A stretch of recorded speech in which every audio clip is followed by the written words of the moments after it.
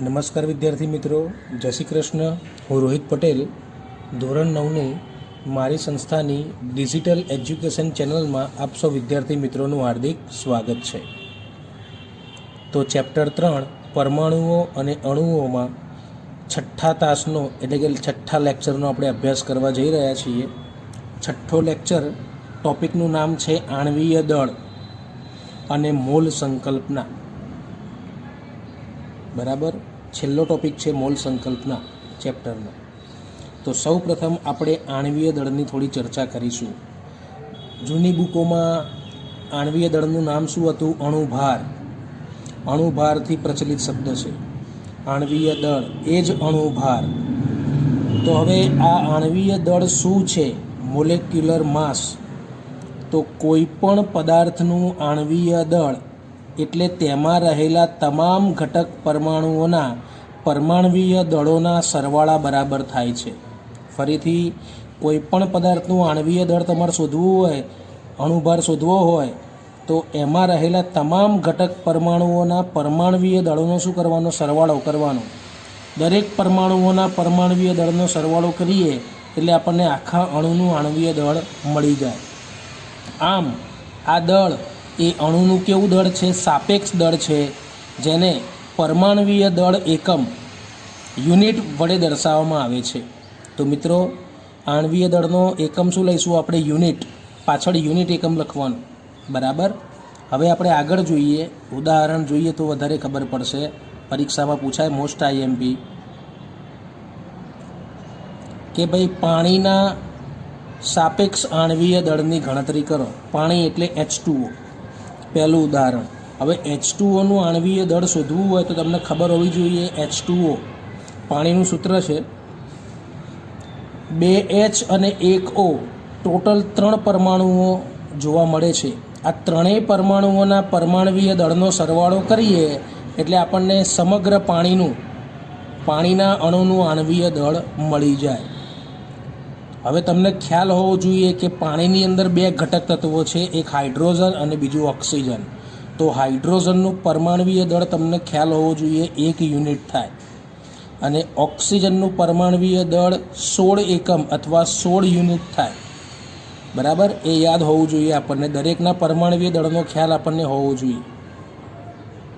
આથી 2 હાઇડ્રોજન પરમાણુ અને 1 ઓક્સિજન પરમાણુ ધરાવતા પાણીના અણુનું આણ્વીય દળનું સૂત્ર થાય 2 હાઇડ્રોજન એટલે 2 ગુણ્યા હાઇડ્રોજન પરમાણુનું પરમાણ્વીય દળ વત્તા O એક જ છે એટલે 1 ગુણ્યા ઓક્સિજનનું પરમાણ્વીય દળ.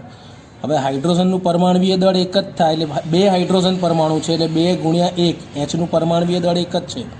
2 પરમાણુની સંખ્યા છે અને આ 1 એ હાઇડ્રોજનનું પરમાણ્વીય દળ છે. વત્તા અહીંયા તમે કૌંસ કરી શકો છો. આ હાઇડ્રોજનની વાત છે. 2 હાઇડ્રોજનના પરમાણુ ગુણ્યા હાઇડ્રોજનનું પરમાણ્વીય દળ કેટલું? 1 યુનિટ. વત્તા O એક જ છે એટલે 1 સંખ્યા ગુણ્યા Oનું પરમાણ્વીય દળ કેટલું? 16. 1 ગુણ્યા 16 તો 2 એકા 2 વત્તા 16 એકા 16. તો 2 વત્તા 16 કુલ જવાબ કેટલો આવ્યો? 18 યુનિટ. 18 યુનિટ જવાબ આવ્યો. તો H2Oનું આણ્વીય દળ કેટલું થશે? 18 યુનિટ થશે. એ જ પ્રમાણે આપણે બીજું ઉદાહરણ જોઈએ. HNO3નું આણ્વીય દળ જોઈએ. HNO3નું આણ્વીય દળ બરાબર Hનું પરમાણ્વીય દળ વત્તા Nનું પરમાણ્વીય દળ વત્તા, હવે O 3 છે, 3 હોય તો 3 વડે ગુણવાના, 3 ગુણ્યા Oનું પરમાણ્વીય દળ. હવે Hનું પરમાણ્વીય દળ કેટલું થાય? 1 યુનિટ વત્તા નાઇટ્રોજનનું પરમાણ્વીય દળ 14 યુનિટ વત્તા 3 ગુણ્યા O. હવે Oનું પરમાણ્વીય દળ તમે 16 એકમ જાણો છો. 16 તરી કેટલા થાય છે? 48 લખી દેવાના. બરાબર, એટલે 16 તરી 48 યુનિટ થાય એટલે 48 લખેલા છે. આ બધાનો સરવાળો કરીએ 1 વત્તા 14 વત્તા 48 એટલે આપણને જવાબ કેટલો મળશે? 63 યુનિટ મળશે. આમ HNO3 એટલે નાઇટ્રિક એસિડ. તો આ નાઇટ્રિક એસિડનું આણ્વીય દળ કેટલું મળ્યું આપણને? 63 યુનિટ મળ્યું. 63 યુનિટ અથવા બીજો બી એકમ છે 63 ગ્રામ પ્રતિ મોલ. આ મોલ સંકલ્પનામાં આ એકમ કામ આવશે. અથવા 2 એકમ મળ્યા, 63 યુનિટ પણ કહેવાય અને 63 ગ્રામ પ્રતિ મોલ પણ કહી શકાય. સમજ્યા વિદ્યાર્થી મિત્રો? તો અહીંયા આપણે આણ્વીય દળની ગણતરીવાળા 2 દાખલાની માહિતી મેળવી. સમજ્યા? હવે આગળ બીજો ટોપિક જોઈએ. આણ્વીય દળ જેવો જ એક શબ્દ છે સૂત્ર એકમ દળ. આણ્વીય દળમાં જેમ ગણતરીઓ કરીએ છીએ એ રીતે જ ગણતરી કરવાની સૂત્ર એકમ દળમાં. પણ આ શબ્દ કોના માટે વપરાય એની ચર્ચા અંદર કરીએ, જરા જોઈએ આપણે, એટલે ખબર પડશે. બરાબર, આણ્વીય દળ જેવું જ છે સેમ સૂત્ર એકમ દળ. કોઈ પણ પદાર્થનું સૂત્ર એકમ દળ એ તેમાં રહેલા તમામ ઘટક પરમાણુઓના પરમાણ્વીય દળોનો શું છે? સરવાળો છે. જોયું? આણ્વીય દળની જેમ અહીંયા પણ સરવાળો જ કરવાનો બધા પરમાણ્વીય દળનો. ફરક માત્ર એટલો છે કે એકમ સૂત્ર આ શબ્દ ક્યારે વપરાય? આ એકમ સૂત્ર આ શબ્દનો ઉપયોગ એવા પદાર્થ માટે કરી શકાય કે જેમાં ઘટક કણો તરીકે આયનો હોય. એક ધન આયન હોય અને બીજો ઋણ આયન હોય. એટલે આયનીય સંયોજનો માટે આપણે કયો શબ્દ વાપરીએ છીએ? સૂત્ર એકમ દળ વાપરીએ છીએ.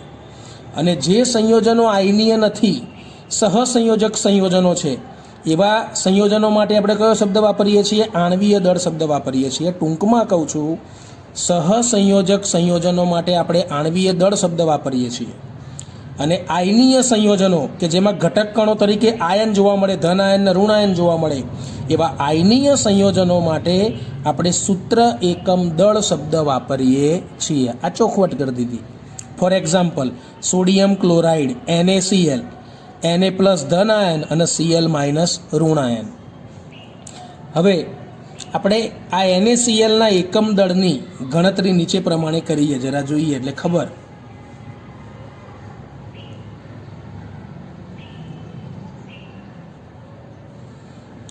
NaCl, Na ની સંખ્યા પણ 1 છે અને Clની સંખ્યા પણ 1 જ છે. એટલે Na સોડિયમનું પરમાણ્વીય દળ વત્તા Cl એટલે ક્લોરીનનું પરમાણ્વીય દળ. હવે તમે જાણતા હોવા જોઈએ સોડિયમનું પરમાણ્વીય દળ 23 યુનિટ થાય વત્તા ક્લોરીનનું પરમાણ્વીય દળ 35.5 યુનિટ થાય. આ બંનેનો સરવાળો કરીએ 23 વત્તા 35.5, તો બંનેનો સરવાળો કેટલો મળશે આપણને? 58.5 યુનિટ મળશે. એકમ બી સેમ, યુનિટ. બરાબર, આટલું યાદ રાખજો. હવે મોસ્ટ IMP પરીક્ષા માટે પૂછી શકાય એવું ઉદાહરણ H2SO4 સલ્ફ્યુરિક એસિડ. હવે અહીંયા H છે, સલ્ફ્યુરિક એસિડ H, તો આ આયનીય સંયોજન નથી. બરાબર, એટલે H2SO4નું આપણે આણ્વીય દળ શોધીશું. આણ્વીય દળ. બરાબર, અહીંયા ધન આયન ઋણ આયનની વાત નથી. H કેટલા છે? 2. તો અહીંયા લખીએ 2 કૌંસમાં Hનું પરમાણ્વીય દળ. ભાઈ સંખ્યા હોય તો આગળ સંખ્યા વડે ગુણવાના. 2 સંખ્યા છે Hની તો 2 વડે ગુણવાના. 2 કૌંસમાં Hનું પરમાણ્વીય દળ વત્તા S 1 જ છે તો Sનું પરમાણ્વીય દળ 1 વડે લખવાની જરૂર નહીં, ચાલશે. વત્તા O કેટલા છે? 4, તો 4 કૌંસમાં Oનું પરમાણ્વીય દળ. હવે 2 Hનું પરમાણ્વીય દળ 1 યુનિટ વત્તા Sનું દળ કેટલું? પરમાણ્વીય દળ 32 યુનિટ વત્તાના વત્તા 4, 4 ના 4 મૂક્યા. કૌંસમાં Oનું પરમાણ્વીય દળ કેટલું? 16 યુનિટ. કરો ગુણાકાર, 2 એકા 2, 32 ના 32 વત્તાના વત્તા 16 ચોક 64, તો 2 વત્તા 32 વત્તા 64, આ બધાનો સરવાળો કેટલો થશે? 98. એકમ કયો? યુનિટ. 98 યુનિટ અથવા બીજો પણ એકમ છે, યાદ રાખજો, આગળ કામ આવશે મોલ સંકલ્પનામાં. 98 ગ્રામ પ્રતિ મોલ. યુનિટ ના લખવું હોય તો તમે ગ્રામ પ્રતિ મોલ પણ લખી શકો છો. 1 મોલ બરાબર 98 ગ્રામ H2SO4 થાય. ફરીથી છેલ્લી વાર કહું છું, 1 મોલ H2SO4 બરાબર 98 ગ્રામ H2SO4 થાય. 1 મોલની અંદર 98 ગ્રામ સલ્ફ્યુરિક એસિડ આવે. સમજ્યા? આનો મતલબ આવો થાય, જે મોલ સંકલ્પનામાં કામ આવે. આગળ બીજું એક ઉદાહરણ જોઈ લઈએ. K2CO3નું સૂત્ર એકમ દળ, કેમ કે પોટેશિયમ ધાતુ છે, ધાતુ માટે સૂત્ર એકમ દળ આવશે આયન, ધન આયન K+ અને CO3-2. તો K2, K2 છે તો 2 કૌંસમાં Kનું પરમાણ્વીય દળ વત્તા C1 જ છે, Cનું પરમાણ્વીય દળ વત્તા O કેટલા? 3, તો 3 કૌંસમાં Oનું પરમાણ્વીય દળ. હવે 2 ના 2 કૌંસમાં પોટેશિયમનું પરમાણુય દળ તમને ખ્યાલ હોવો જોઈએ 39 થાય. પરીક્ષામાં રકમમાં આમ તો આપેલું જ હોય છે ભાઈ કે કે બરાબર 39 લો, સી બરાબર 12 લો અને ઓ બરાબર 16 લો, એવું કૌંસમાં આપેલું હોય છે. પણ આપણે બને એટલું યાદ રાખવાનો પ્રયત્ન કરીશું. મોઢે કરી દેવાના અમુક પરમાણુય દળ તો એટલે ભવિષ્યમાં પણ કામ આવે 10મા 12મામાં. કાર્બનનું પરમાણુય દળ કેટલું થાય? 12 યુનિટ, વત્તાના વત્તા 3ના 3 અને કૌંસમાં ઓનું પરમાણુય દળ કેટલું? 16 યુનિટ. હવે આ સંખ્યાઓનો ગુણાકાર કરીશું. 2 ગુણ્યા 39, 39 દુ 78 થાય.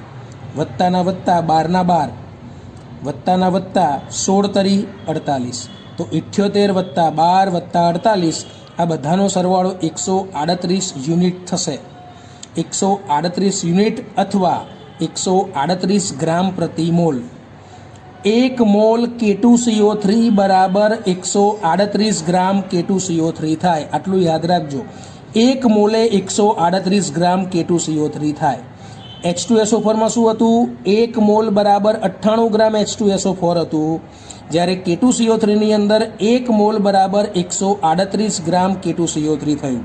દરેકમાં જવાબ કેવો મળશે? અલગ અલગ મળશે, કેમ કે દરેકના આણ્વીય દળ, સૂત્ર એકમ દળ અલગ અલગ હોય. એ દરેકમાં મોલની સંખ્યામાં ગ્રામ કેવા આવશે? અલગ અલગ ગ્રામ આવશે. ધ્યાન રાખજો, બધામાં સરખો જવાબ મળશે નહીં. સમજ્યા વિદ્યાર્થી મિત્રો? અને ચોપડીમાં આપ્યું છે ઉદાહરણ 3.2, CaCl2 માટે એકમ સૂત્ર દળની ગણતરી કરો. એ તમે જાતે કરી શકો છો, ચોપડીમાં આપેલું જ છે. 111 યુનિટ આવશે.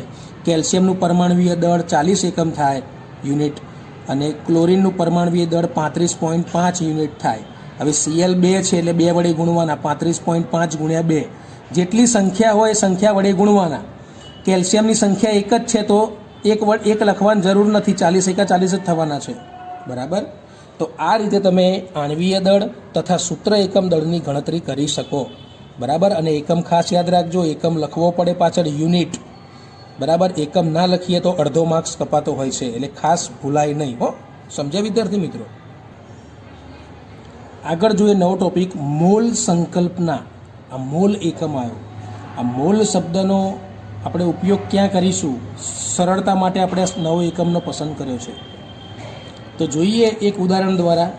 એક ઉદાહરણ લઈએ, ચોપડીમાં આપ્યું છે કે જેમાં હાઇડ્રોજન અને ઓક્સિજન વચ્ચે પ્રક્રિયા થઈને પાણી બને છે. 2H2 વત્તા O2 gives 2H2O.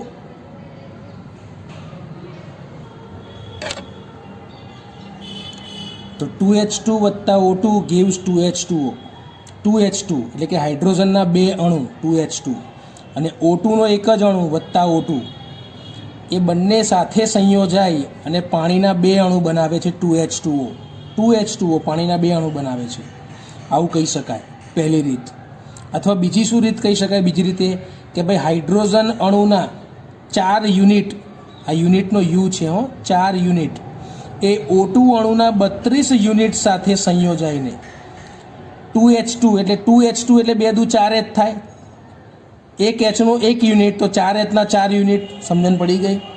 O2 અણુ, એક Oનું પરમાણુય દળ 16 યુનિટ તો O2 એટલે 2 Oના પરમાણુય દળ 16 દુ 32 યુનિટ થાય. એટલે હાઇડ્રોજન અણુના 4 યુનિટ એ O2 અણુના 32 યુનિટ સાથે સંયોજાઈને ટોટલ 32 ને 4 36 યુનિટ, યુ છે યુનિટ, 36 યુનિટ જેટલા પાણીના અણુ બનાવે છે. આવું તમે કહી શકો. આગળ જોઈએ, ઉપરયુક્ત સમીકરણ પરથી આપણે અનુમાન કરી શકીએ કે કોઈપણ પદાર્થની માત્રાને, માત્રા એટલે જથ્થો, કોઈપણ પદાર્થની માત્રાને તેના દળ અથવા તેના અણુઓની સંખ્યાને આધારે દર્શાવી શકાય. દળના આધારે પણ દર્શાવી શકાય અને અણુઓની સંખ્યાને આધારે પણ દર્શાવી શકાય. પણ એટલું યાદ રાખો, દળ કરતાં અણુઓની સંખ્યાને આધારે દર્શાવવું વધારે સરળ બનશે. એટલા માટે આપણે મોલ શબ્દનો ઉપયોગ કરીશું. બરાબર? અણુઓની સંખ્યા, પરમાણુઓની સંખ્યા માટે આપણે નવો શબ્દ લાવ્યા છીએ, મોલ શબ્દ. એટલે ટોપિકનું નામ આપ્યું છે મોલ સંકલ્પના. એ ઇઝી પડશે. બરાબર? પરંતુ રાસાયણિક પ્રક્રિયા દરમિયાન સમીકરણ પ્રત્યક્ષ રીતે પ્રક્રિયામાં ભાગ લેતા અણુઓ કે પરમાણુઓની સંખ્યા સૂચવે છે. આપણે સૂત્ર જોયું 2H2, તો હાઇડ્રોજનના અણુઓની સંખ્યા કેટલી મળી આપણને? 2. વત્તા O2, O2માં અણુની સંખ્યા કેટલી મળી? 1 gives 2H2O, તો H2Oની સંખ્યા કેટલી મળી? 2 મળી. સમીકરણની અંદર આપણને અણુઓ કે પરમાણુઓની ખાલી સંખ્યા જ જોવા મળે છે. તેથી પદાર્થના જથ્થાને એના દળના સંદર્ભમાં દર્શાવો એના કરતાં અણુઓ કે પરમાણુઓના સંદર્ભમાં દર્શાવવો વધુ અનુકૂળ છે. જુઓ ફરીથી પેલી મેં વાત કરી આવી, દળના સંદર્ભમાં દર્શાવીએ એના કરતાં સારું કયું, બેટર કયું? અણુઓ કે પરમાણુઓના સંદર્ભમાં દર્શાવવો વધુ સરળ બનશે, અનુકૂળ બનશે. એટલા માટે આપણે એક નવો એકમ રજૂ કર્યો છે, મોલ એકમ. આ મોલ શબ્દ એના માટે લાવ્યા છીએ, અણુ પરમાણુઓની સંખ્યા દર્શાવવા માટે વપરાતો એકમ મોલ શબ્દ. બરાબર? તો હવે તમે યાદ રાખો, બહુ અગત્યનો મુદ્દો આવે, મોલ શું દર્શાવે છે એની વાત આવી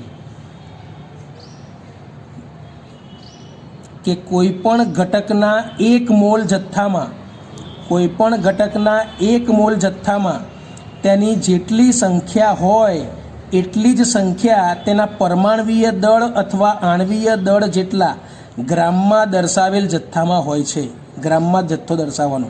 હમણાં મેં તમને ઉદાહરણ સમજાવતી વખતે વાત કરી હતી, ગ્રામ પ્રતિ મોલ. H2SO4નું આણવીય દળ કેટલું થયું હતું? 98 જવાબ આવ્યો હતો. 98 ગ્રામ પ્રતિ મોલ. એનો અર્થ મેં તમને સમજાવ્યો હતો કે 1 મોલ H2SO4 બરાબર શું થાય? 98 ગ્રામ H2SO4. એટલે 1 મોલની સંખ્યા મતલબ શું કે એનો જેટલું આણવીય દળ થતું હોય એટલા ગ્રામ લેવાના, જેટલો એનો અણુભાર થતો હોય, જેટલું એનું આણવીય દળ થતું હોય એટલા ગ્રામ દળ લેવાનું એનું.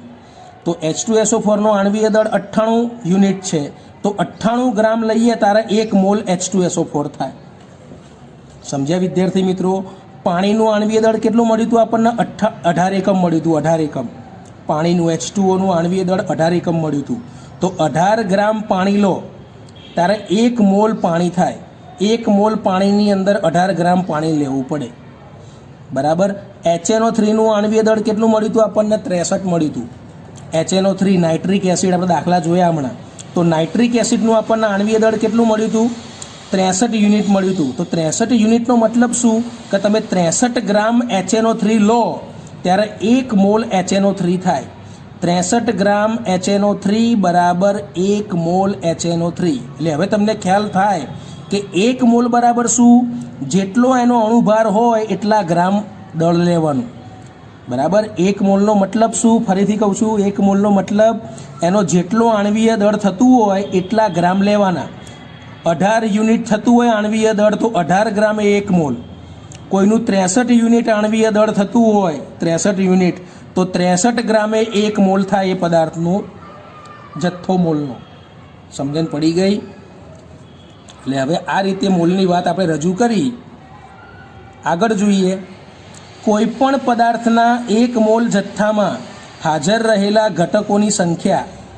ભાઈ 1 મોલ જથ્થામાં સંખ્યા કેટલી હોય પરમાણુઓ અથવા અણુઓની? 6.022 ગુણ્યા 10⁻23. આ વસ્તુની સંખ્યા યાદ રાખજો.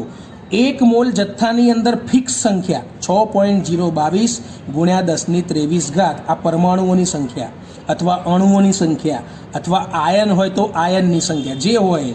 અણુ હોય તો અણુ, પરમાણુ હોય તો પરમાણુ, આયન હોય તો આયન, જે બી હોય. 1 મોલ જથ્થામાં કેટલા પરમાણુ હોય? તો કે આટલા પરમાણુ હોય. કેટલા પરમાણુ? 6.022 ગુણ્યા 10⁻23 પરમાણુ હોય. 1 મોલ અણુ બરાબર 6.022 ગુણ્યા 10⁻23 અણુ. 1 મોલ આયન બરાબર 6.022 ગુણ્યા 10⁻23 આયન. 1 મોલ પરમાણુ બરાબર 6.022 ગુણ્યા 10⁻23 પરમાણુ. એટલે 1 મોલનો મતલબ શું થાય? આટલી સંખ્યા. અણુ હોય તો અણુ, પરમાણુ હોય તો પરમાણુ અને આયન હોય તો આયન. 1 મોલ બરાબર આટલી સંખ્યા થાય, યાદ રાખજો.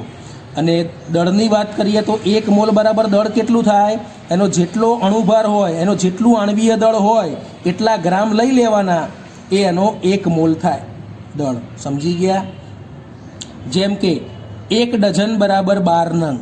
1 ડઝનમાં 12 નંગ આવે. પતંગ લેવા જઈએ તો કોડીમાં આવે. 1 કોડી બરાબર 20 નંગ. 1 કોડી બરાબર 20 નંગ. 20 પતંગ આવે 1 કોડીમાં. 1 ગ્રોસ બરાબર 144 નંગ. ટૂંકા પ્રશ્ન પૂછાય. 1 ગ્રોસ ડઝનનો વર્ગ 144 નંગ ગણીએ છીએ. તેમ સંખ્યાના સંદર્ભમાં મોલ એ ડઝન અને ગ્રોસ કરતાં વધુ ફાયદાકારક છે, કારણ કે કોઈપણ પદાર્થના એક મોલ જથ્થાનું દળ નિશ્ચિત હોય છે, ચોક્કસ હોય છે. આગળનો ફકરો જોઈશું કે કોઈપણ પદાર્થના એક મોલ જથ્થામાં હાજર રહેલા ઘટકોની સંખ્યા 6.022 × 1023 જેટલી નિશ્ચિત હોય છે. તે પ્રાયોગિક રીતે મેળવેલું મૂલ્ય છે, પ્રેક્ટિકલ કરીને મેળવેલું મૂલ્ય છે. આ સંખ્યાને કઈ સંખ્યા રહીએ? 6.022 × 1023. આ એક સંખ્યા છે, એને કોઈ એકમ હોતો નથી. અણુ હોય તો અણુ લખવાનું, પરમાણુ હોય તો પરમાણુ લખવાનું, આયન હોય તો આયન લખવાનું, એને કોઈ ચોક્કસ એકમ નથી હોતો. આ સંખ્યાને ઇટાલિયન વૈજ્ઞાનિક, ટૂંકો પ્રશ્ન યાદ રાખજો, ઇટાલિયન વૈજ્ઞાનિકનું નામ શું હતું? એમેડિયો એવોગેડ્રો. એમેડિયો એવોગેડ્રોના માનમાં એવોગેડ્રો અચળાંક અથવા એવોગેડ્રો અંક તરીકે ઓળખીએ છીએ આપણે, જેની સંજ્ઞા છે N0, અથવા તમે NA પણ લખી શકો છો. N0 અથવા NA ચોપડીમાં જે આપ્યું તમે લખી શકો છો. સમજ્યા વિદ્યાર્થી મિત્રો? ઉદાહરણ તરીકે જોઈએ. ઉદાહરણ આપણે પહેલેથી જ ગણતરી કરી ચૂક્યા છીએ કે H2Oનું આણ્વીય દળ કેટલું થાય? 18 યુનિટ છે. H2Oનું આણ્વીય દળ 18 યુનિટ છે. પાણીના એક અણુનું આણ્વીય દળ 18 એકમ 18 યુનિટ છે. તેના દ્વારા આપણે સમજી શકીએ બે શબ્દો સમજવા જેવા છે, ખાસ અગત્યના સમજવા જેવા. 18 યુનિટ પાણી એ માત્ર પાણીનો એક જ અણુ ધરાવે છે. પાણીનો એક અણુ એટલે 18 યુનિટ. સમજ્યા? જ્યારે 18 ગ્રામ પાણી એ 1 મોલ પાણીનો અણુ ધરાવે છે. 18 ગ્રામ પાણી એટલે 1 મોલ પાણી, કેમ કે પાણીનો જેટલો અણુભાર હોય એટલા ગ્રામ લેવાના. 18 યુનિટ છે પાણીનો અણુભાર, તો 18 ગ્રામ પાણી લઈએ ત્યારે આપણને 1 મોલ પાણીનો અણુની વાત થાય. હવે આ 1 મોલ પાણીની અંદર પાણીના અણુઓની સંખ્યા કેટલી હશે? 1 મોલ પાણીમાં પાણીના અણુઓની સંખ્યા કેટલી હશે? આટલી સંખ્યા ફિક્સ, ચોક્કસ. 6.022 × 1023 પાણીના અણુઓ અંદર હશે. એટલે 1 મોલ બરાબર આટલી સંખ્યા થાય, ફિક્સ. કોઈ પણ પદાર્થ હોય, કોઈ પણ સંયોજન હોય, 1 મોલ બરાબર આટલો આંકડો થાય. બરાબર? અને 1 મોલ શેના આધારે નક્કી થાય? એનો જેટલો અણુભાર હોય એટલા ગ્રામ લેવાના. 18 યુનિટ હોય તો 18 ગ્રામ લેવાના. 63 યુનિટ હોય HNO3 તો 63 ગ્રામ HNO3 લેવાનું. 63 ગ્રામે 1 મોલ થાય, અને 1 મોલની અંદર આટલી સંખ્યા હોય. 6.022 × 1023 અણુ હોય તો અણુ, પરમાણુ હોય તો પરમાણુ, આયન હોય તો આયન. આમ રસાયણશાસ્ત્રીઓને કોઈ પણ પ્રક્રિયા કરતી વખતે અણુઓ અને પરમાણુઓની સંખ્યાની જરૂર પડે છે. તે માટે તેઓએ દળનો સંબંધ ગ્રામમાં લીધેલ સંખ્યાઓ સાથે કરવો પડશે, જે નીચે પ્રમાણે થઈ શકે. 1 મોલ બરાબર સંખ્યા કેટલી? 6.022 × 1023 બરાબર ગ્રામમાં સાપેક્ષ દળ. આમ રસાયણશાસ્ત્રીઓએ દર્શાવેલ ગણતરીનો એકમ શું છે? મોલ. રસાયણશાસ્ત્રીઓએ દર્શાવેલ ગણતરીનો એકમ મોલ છે. સમજ્યા વિદ્યાર્થી મિત્રો? હવે આમાંથી ટૂંકા પ્રશ્નો પૂછાતા હોય છે કે ઈસવીસન 1896ની આસપાસ, 96ની આસપાસ વિલ્હેમ ઓસ્વાલ્ડે આ મોલ શબ્દનો પરિચય આપ્યો હતો. બરાબર? જે એક લેટિન શબ્દ મોલ્સ ઉપરથી આ મોલ શબ્દ ક્યાંથી આવ્યો? લેટિન શબ્દ મોલ્સ ઉપરથી આવેલો છે. હવે આ મોલ્સનો અર્થ શું થાય છે? ઢગલો અથવા થપ્પી. મોલ્સ શબ્દનો અર્થ ઢગલો અથવા થપ્પી એવો થાય છે. કોઈ પદાર્થના અણુઓ કે પરમાણુઓનો એક ઢગલા સ્વરૂપે વિચાર કરી શકાય. 1967માં એક એકમ તરીકે મોલની સ્વીકૃતિ થઈ. મોલ એકમની સ્વીકૃતિ ક્યારે થઈ?